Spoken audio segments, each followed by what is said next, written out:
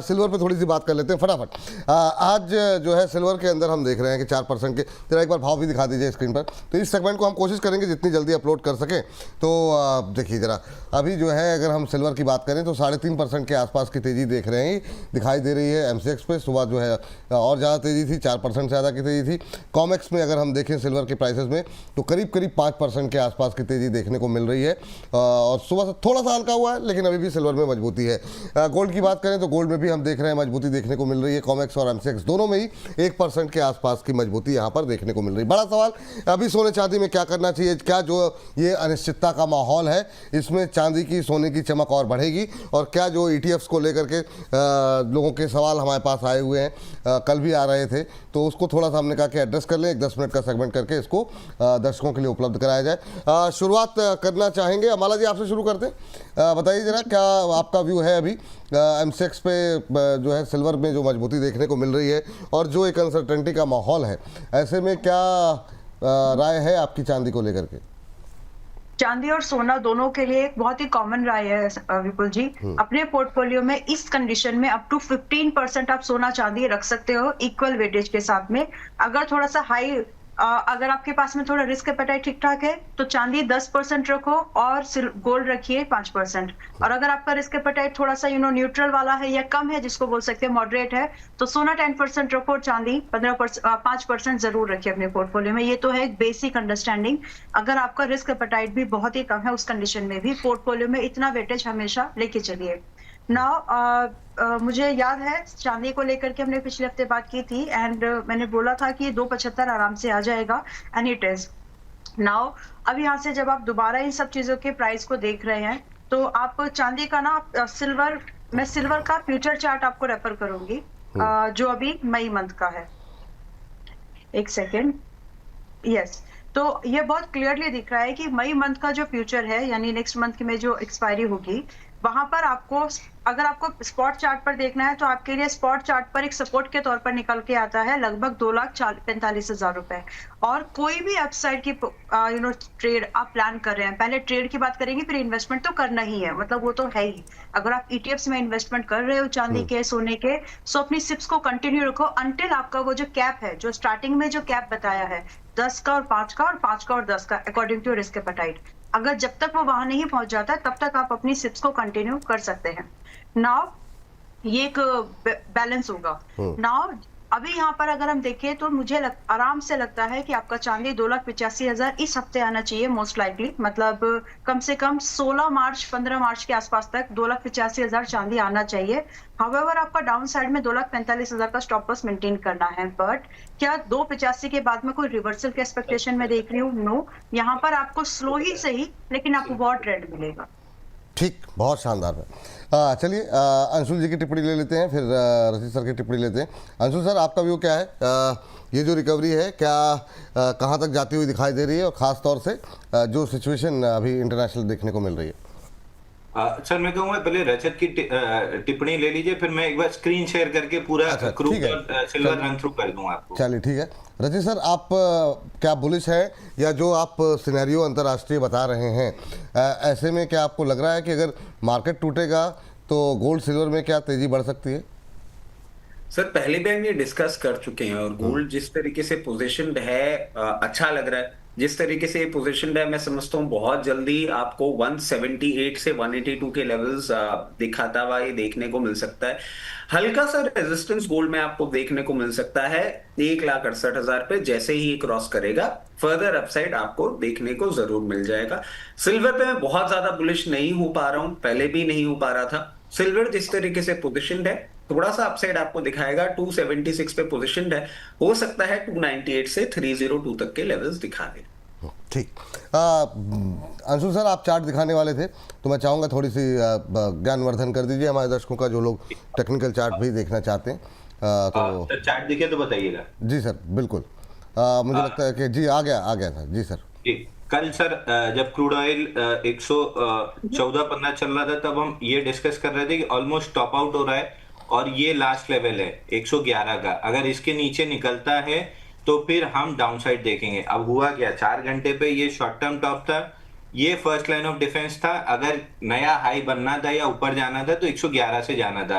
Hammer candle की formation थी, hammer candle की फॉर्मेशन के बाद अगली इनसाइड बार बनी और उसके बाद ब्रेकडाउन बन गया। तो जैसे ही ये टूटा, इसलिए मैं कल से क्रूड पे टॉप बताते आ रहा हूँ कि 111 पे टॉप बना है और आपका पहला टारगेट 4 घंटे पे ओवरलैपिंग डिफेंस था जो रात को 12 बजे आ गया, $82 का टारगेट। तो अभी भी क्रूड पे मैं बुलिश तो नहीं हूं, लेकिन यहां से फ्रेश सेलिंग आनी चाहिए थी $89.9 से, जो नहीं आई है। तो हो सकता है खींच के $97 तक एक स्ट्रेच मिले, इस जोन से आपको क्रूड में वापस सेलिंग मिलेगी। तो $111 से $81 तक ये लंबी डाउनसाइड अगर आपने प्ले कर ली है, तो अब क्रूड को थोड़ा सा सांस लेने की जगह दीजिए। भाग मिल्खा भाग एक रेस दौड़ चुका है, थोड़ा सा उसको केला खा के ग्लूकोज पीने दीजिए, नया ट्रेड बनने का वेट कीजिए।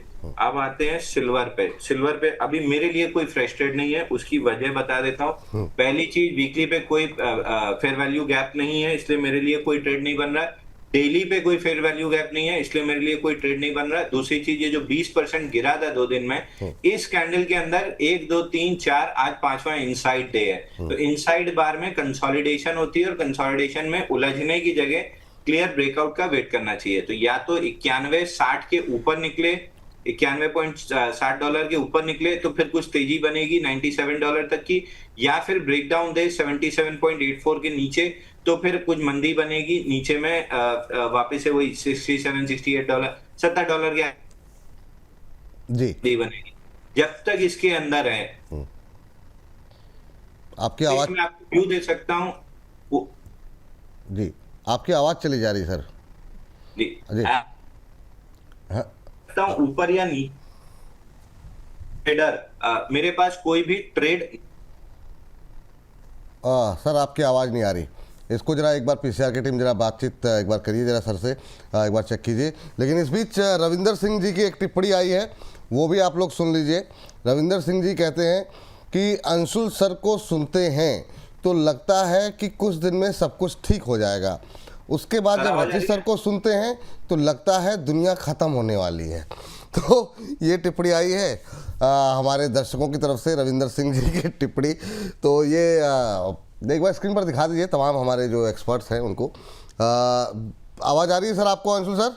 हाँ जी, हाँ जी सर, मेरी आवाज आ रही है? हाँ सर जी आ रही है। तो अभी एक टिप्पणी पड़ी, एक टिप्पणी है सर, मैंने पता नहीं आप लोग थे नहीं, उसमें जो है ये कह रहे हैं कि अंशुल सर को सुनते हैं तो लगता है सब कुछ दिन में ठीक हो जाएगा, कुछ दिन के अंदर ठीक हो जाएगा, और रचित सर को सुनते हैं तो लगता ही है दुनिया ख़त्म होने वाली है। तो ये ठीक है सर, विचार अलग अलग होते हैं, इसमें क्या दिक्कत है। चलिए अब स्क्रीन पर लेकर आ जाते हैं अंशुल सर को और जरा उनका चार्ट समझ। जी जी सर। तो सिल्वर में जैसे मैंने कहा सर कि एज एन एनालिस्ट मैं आपको व्यू दे सकता हूँ ऊपर नीचे का, बट एज ए ट्रेडर मेरे पास कोई ट्रेड नहीं है जब तक इस मदर बार के ऊपर या नीचे हम नहीं निकलते। 5वां दिन है कंसोलिडेशन का, ये स्विंग लो जरूर स्वीप हुआ था, आपको एक स्कैल्पिंग अपसाइड मिल सकती थी, बट रिस्क रिवॉर्ड फेवर नहीं करता। तो हम वापस आ जाते हैं गोल्ड पे। गोल्ड में जरूर ट्रेड है $5220, $5220 पे ये बेरिश एफईजी है। अगर इसके अंदर किसी भी तरह का रिएक्शन मिलता है, बेरिश एविडेंस, तो हम शॉर्ट करेंगे। शॉर्ट करके हमारा पहला टारगेट होगा $5000 का और दूसरा टारगेट हमारा आएगा $4852 का। अगर 2 से 3 दिन 5200 के ऊपर टिक जाता है तो फिर जो बेरिश एविडेंस हम ढूंढ रहे हैं वो नहीं मिलेगा, और जो अति उत्साही बेयर्स हैं वो शॉर्ट करेंगे और उनकी शॉर्ट कवरिंग में 5434 आएगा। तो एज एन एनालिस्ट मेरा व्यू ये है कि 5200 से नीचे आना चाहिए 5000 तक, बट एज ए ट्रेडर मैं वेट करूंगा क्योंकि मेरा पैसा लग रहा है, तो मैं वेट करूंगा क्लियर कट बेरिश एविडेंस का 5200 की जोन में। अगर मिला तो मैं शॉर्ट करूंगा, अगर नहीं मिला, और बेयर ट्रैप होते हैं जो मैं निफ्टी और बैंक निफ्टी में बार बार बोलता हूँ, अगर बेयर ट्रैप होते हैं तो फिर मैं लॉन्ग साइड में प्ले कर जाऊंगा, उनके स्टॉप कटेंगे और एकदम तेजी आएगी, उस तेजी में मैं लॉन्ग करके प्रॉफिट बनाने की कोशिश करूंगा। तो अभी एज एन एनालिस्ट मेरे पास व्यू है 5200 से 5000 तक नीचे आना चाहिए, 5200 में बेच के 5000 पे कवर कीजिए। एज ए ट्रेडर मेरे को बहुत बुलिश एविडेंस, बेरिश एविडेंस की जरूरत है, जब तक वो नहीं मिलता तब तक मैं नहीं करूंगा। अब आ जाते हैं आपके दर्शक की टिप्पणी पे कि एक जगह दुनिया खत्म होती हुई दिख रही है, एक जगह सब कुछ अच्छा होते हुए दिख रहा है। सर ये निफ्टी का मंथली चार्ट है 1991 से, तो 1991 में 3 दिन का पैसा बचा था देश के पास, उससे खराब कोई स्थिति नहीं रही। 2020 में कोविड के पास, उससे खराब कोई स्थिति नहीं रही। तो हर तरह की ये निफ्टी का मंथली चार्ट है।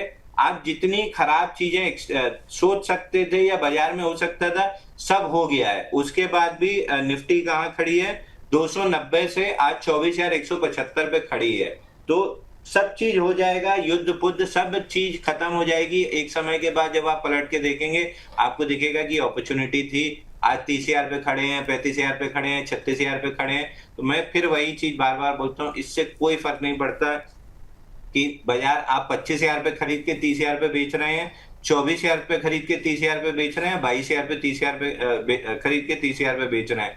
फर्क इससे पड़ेगा कि इन आपदा में आपने अवसर खोज के अच्छी चीजें खरीद ली कि नहीं खरीदी। अगर नहीं खोज पा रहे हैं अच्छी चीजें, तो म्यूचुअल फंड मैनेजर को पैसा दे दीजिए, वो खोज लेगा। बट आपदा को अवसर में बदलना सीखिए। नहीं सीखेंगे तो वो दुबई वाले जो क्लाइंट है, उनके जैसे 2008 से आज तक वेट कर रहे हैं कि मार्केट में सब कुछ ठीक हो जाए और मैं पैसा लगाऊं। तो मार्केट में आज तक सब कुछ ठीक कभी नहीं, अभी तक तो नहीं हुआ, और मेरे को नहीं लगता कि मेरे जीवन काल में कभी सब कुछ ठीक होगा। हमेशा रोने के लिए कोई ना कोई एक बहाना रहेगा, हमेशा तेजी खेलने वालों के पास एक बहाना रहेगा। तो मुझसे जब पूछेंगे, मैं तेजी खेलने के बहाने ढूंढता रहूंगा।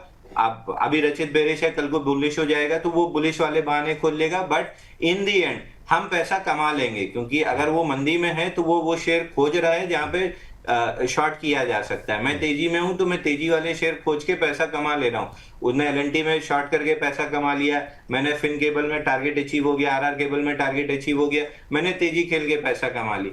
न्यूज पे ज्यादा फोकस करने की जगह चार्ट पे फोकस कर लीजिए, पैसा कमा लेंगे, चाहे बुल साइड में चाहे बेयर साइड में। तो आपकी सिंगल लाइन टिप्पणी का जवाब यही है, बहुत ज्यादा न्यूज पे इधर उधर इमोशनल रोलर कोस्टर राइड पे जाने की जगह मानसिक संतुलन पे अपना काबू रखिए, चार्ट्स पे भरोसा कीजिए। मंदी वाले हैं तो रिलेटिव वीकनेस खोजिए, तेजी वाले हैं तो रिलेटिव स्ट्रेंथ खोजिए और ट्रेड कीजिए। ट्रेड करके पैसा बनेगा, न्यूज पे इधर उधर घूमने से पैसा नहीं बनेगा। ठीक, इस सब के बीच में 2900 के आसपास लोग हमारे साथ जुड़े हुए हैं।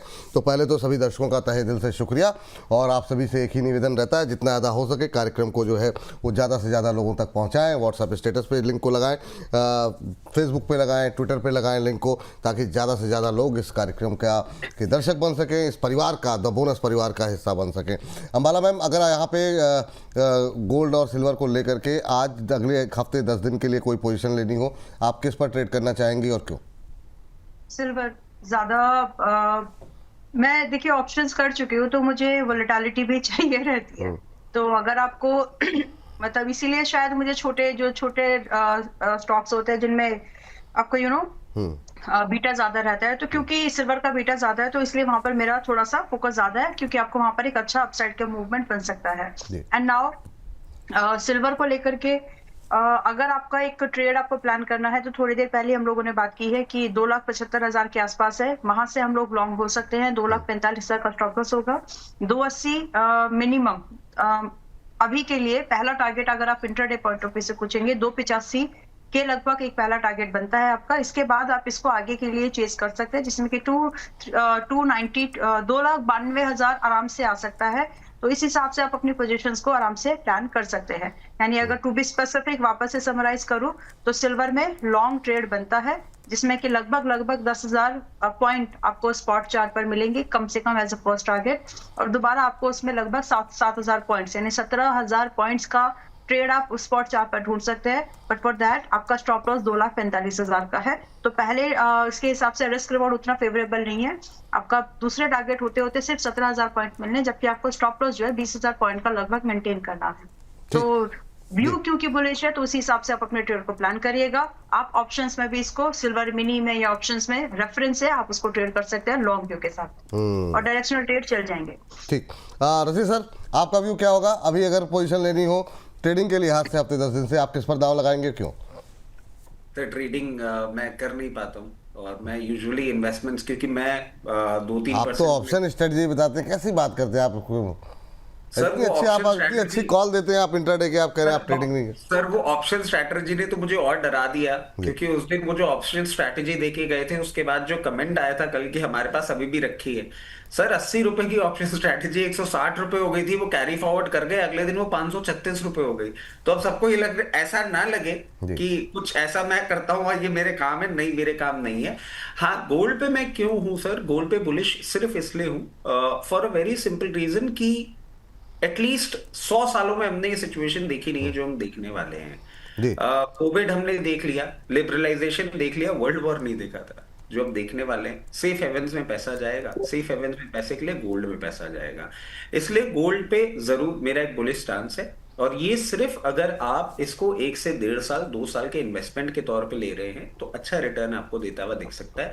सिल्वर पे मैं बहुत ज्यादा कन्विंस और कॉन्फिडेंट इसलिए नहीं हूं क्योंकि मुझे सिल्वर के यूजेज में प्रॉब्लम दिख रही है, और जो हमने बात करी भी थी कि चिपसेट मैन्युफैक्चरिंग के लिए हीलियम और नेचुरल गैस नहीं मिलेगी अब कतार की तरफ से, जी so the entire idea of industrial usages of silver will crash down, not come down, crash down. जी तो मैं सिल्वर पे नहीं हो पा रहा हूं, बट हाँ गोल्ड पे, क्योंकि जो माइंड फ्रेम अभी हो रखा है, जो मैं दिमागी तौर पे सोच पा रहा हूं, जितनी मेरे अंदर समझ है, वो गोल्ड पे ही लॉन्ग करने के लिए बोल रही है, क्योंकि टफ टाइम्स अहेड। चलिए ठीक है, चलिए इस सेगमेंट को यहीं पर हम समाप्त करेंगे।